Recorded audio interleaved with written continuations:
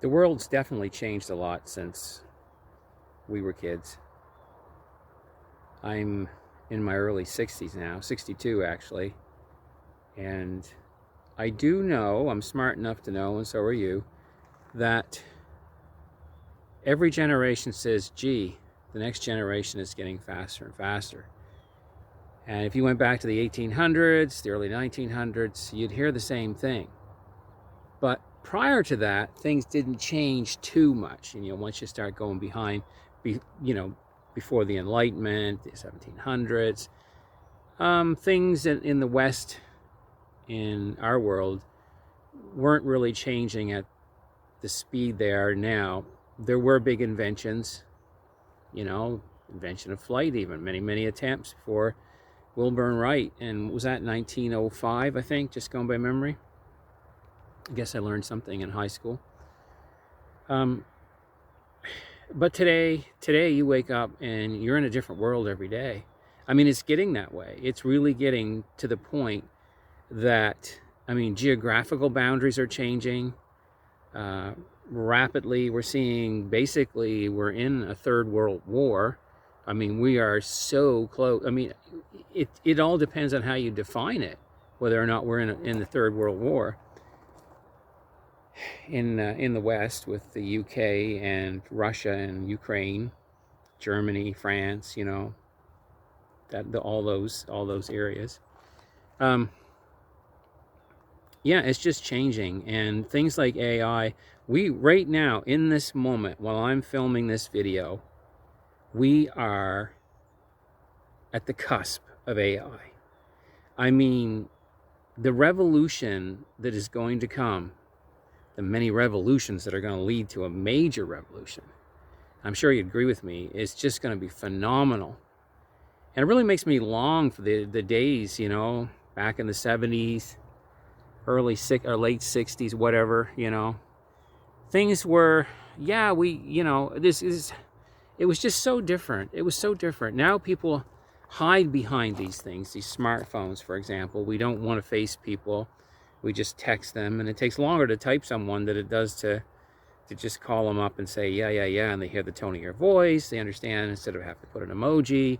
So much miscommunication. Did they hear do I get a confirmation of what I said? For example, in the recent sale of my dad's house, which you can see in other videos, was very much like, there was at one point where the realtor, I had even printed in bold, yes, go ahead, sell to this person, etc. And they got confused and thought that I was dragging my heels on it, and got all upset. And I won't go into great detail because, certain people may watch this, but it was because we were relying on texting, and had it just been telephone conversation or face-to-face conversation, there would have been that actual confirmation where I said, yes, you would have got it. I wouldn't have had to do the Donald Trump big, all caps kind of thing. And so, I don't know what we're trying to replace. I don't know what you guys think. What are we trying to do? What are we trying to do with this technology? And what is AI going to bring? It's in some ways, we could take, some people say, well, it's just like a butter knife. You could use a butter knife to butter your bread. You can use it to murder your neighbor. So AI is different. AI is very extremely powerful.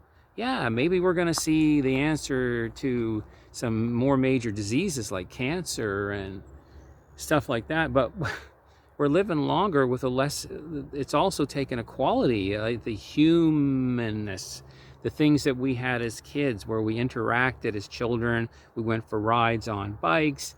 We played with the garden hose. We helped with chores around the home. And now, for example, what we do is where we just walk along or sit, whether even we're watching TV or whatever, and we're looking down at our cell phone, at our smartphone, and we're just engaging to disengage. It's like, but I remember when the smartphone started to affect our family. I got 3 kids and I'm married, and I remember the oldest first having this smartphone, and the uncomfortableness of just walking through a store, me and my other kids, or my other son maybe, and my oldest was on the smartphone, and it was like there were the three of us there, but there was someone else in the room that only one of us could see in the store. And and my son is texting back and forth.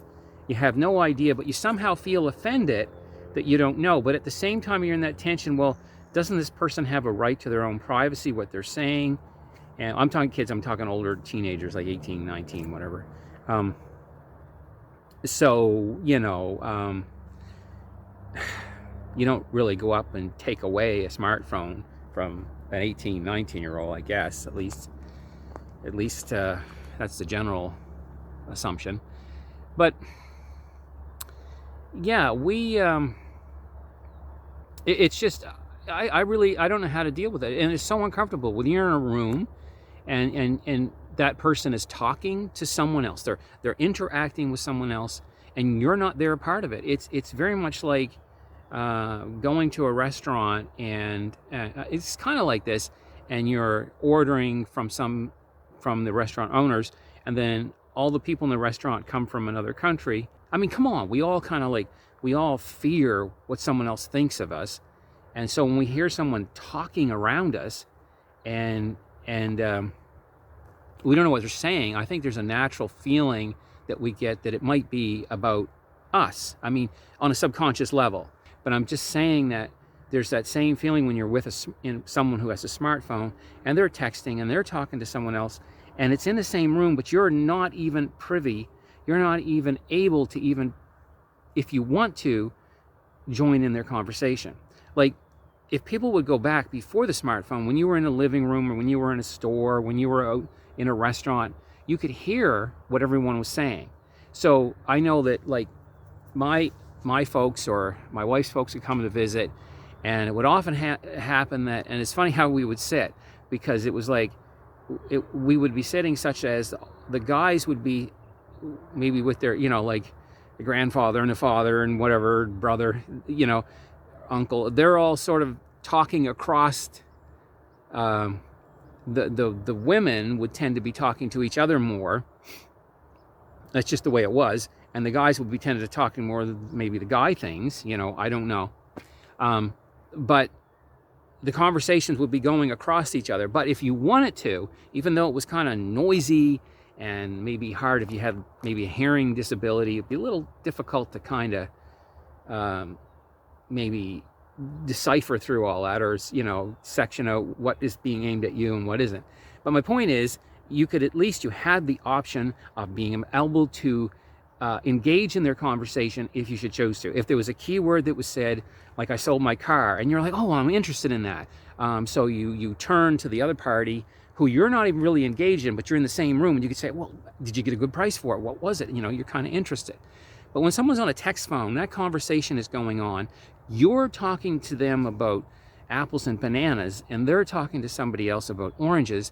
But they are in a position, a strategic position, where they're benefiting from their conversation with you, but you're not benefiting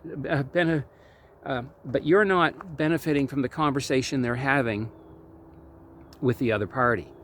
And there's just something off with that. Now, you guys, is it just the fact that I'm older, and back in the 70s and the 80s and early 90s, we didn't have that. We didn't have that ability. Now, yeah, there was the phone. That's true. People would get on the phone, with the curly cord, as far as it would go, and you could hear, but you could still hear what the person was saying to the person on the other line. Unless they ran up to the room and you had a second phone and they were talking to a boyfriend or a girlfriend. You kind of get that. But now what you have is the phone is right there. The person on the other side is right there, but you can't see them. And in fact, and I don't mean to get all kinds of paranoia going on, but you could have, like, the son could be saying, for example, Dad's going off on one of his rants right now. Yeah, he does that. Ha ha. Love your dad. Yeah, blah, blah, blah. And all this is going on, or your mom, whatever. And you have no clue what they're saying, but you are there present while they're saying it. They're just seems to be something wrong with that. So here we are. If you look at this, I know it's such a meme now, or whatever, that it's so common that you see it in cartoonings, you see it in memes, that everybody's walking around and they all have their head down like this. They're all, everyone is just focused on some other place than where they are physically. This is a fascinating thing that we've never had to deal with before. And you're like, oh, well, people like Simon Sinek and stuff like that, the people like that, they dealt with this whole going into a meeting and everybody's being told to put their smartphone face down so they're not distracted, so they can be a part of the meeting.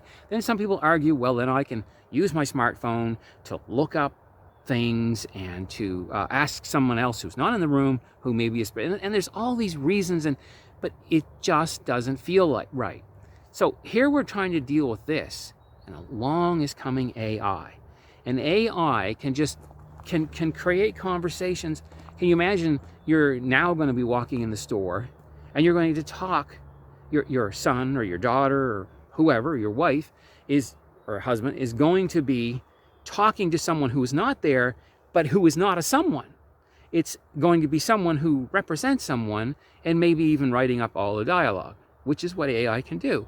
AI, it's going to probably get so good that what you're seeing now in this video of me could be just me telling AI to do this. And AI knows me so well, it knows me when I say my ums or my little habitual phrases that I say, and like, even saying like there, it will add it all in. So this is the crazy thing. I think we're going into a world now that is, frig man, it's bizarre. It's just bizarre. What do you guys think about this? Yeah, AI is going to bring the cure for cancer, but we're all living in these we're all bubble boys, we're all bubble girls living in these little bubble balls, and we don't physically touch each other, and I you know what I mean. We don't even come within the space of the other person, like they're in the same geographic area. I think it's just crazy to deal with. I kind of wonder what you guys think. I think it's going to be crazy. I really do. I think it's just nuts. And I think I'm running out of light here, so I better call this one done. Okay. You guys have a good one. See you next time. And please let me know what you think about this. I can't put my finger on it, but it's just getting weirder all the time. I mean, it's one thing to be videotaping something. We'll call it videotaping, filming for my generation. And then that person on the other end is listening. But this idea of another electronic presence in the room, which is going to get smarter and smarter all the time, and listening and sending out data, and geez, it's crazy. And if I still got 10, 20 years left in me, I'm going to be part of it. Damn. Let me know what you think. That's what I really want to know in the comments. Thanks, guys, and you have a good one. Bye.